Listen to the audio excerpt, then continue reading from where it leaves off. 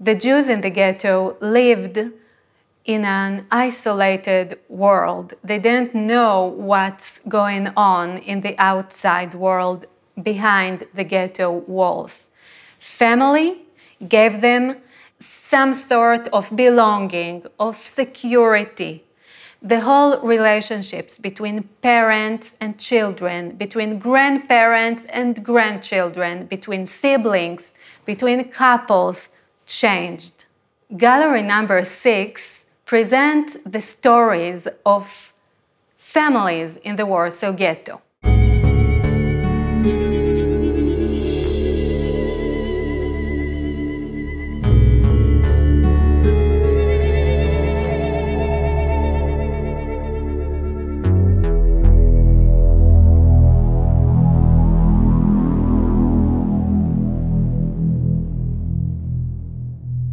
The war completely distracted the Jewish family institution as it was before.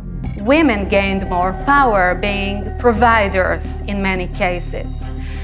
Children were smuggling food into the ghetto and so also helped the family to have something to eat.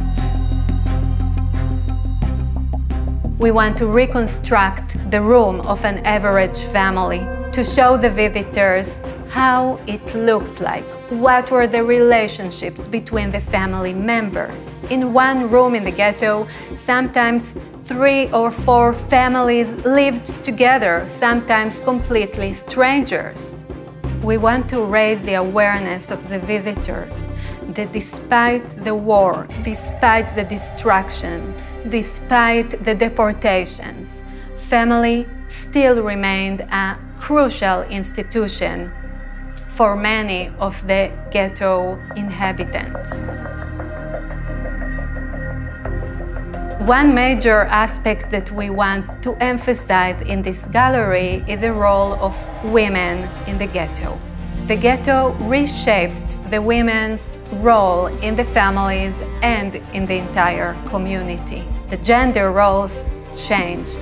There were different kinds of women, obviously. Each one had its own individual experience. Some women took upon themselves the role of providing for their families, for their relatives, for their community.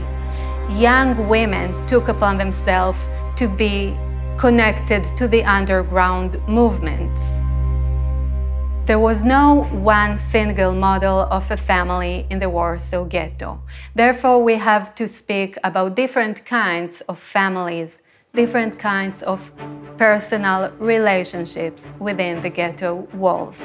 Families in the ghetto differed in different aspects: social, economic, education. Each family was unique in its own way.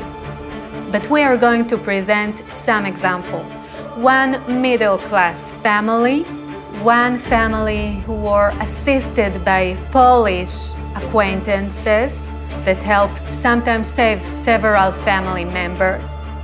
One family who were Orthodox Jews, and the experience of the Orthodox religious Jews in the ghetto was completely different than any other average family.